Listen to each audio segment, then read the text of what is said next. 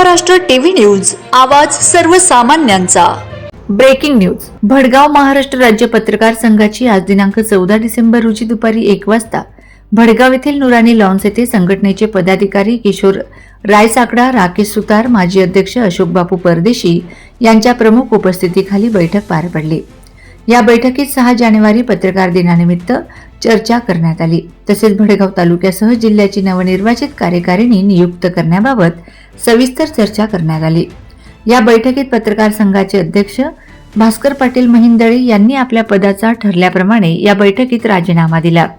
त्यांच्या जागी नवनिर्वाचित भडगाव तालुका अध्यक्ष पदासाठी ट्रेन लाईव्ह न्यूजचे गोंडगाव प्रतिनिधी रतिलाल पाटील यांची सर्वानुमते बिनविरोध निवड करण्यात आली। तसेच पत्रकार संघाच्या नवनिर्वाचित उपजिल्हा अध्यक्षपदी सर्वानुमते भास्कर पाटील यांची निवड जाहीर करण्यात आली।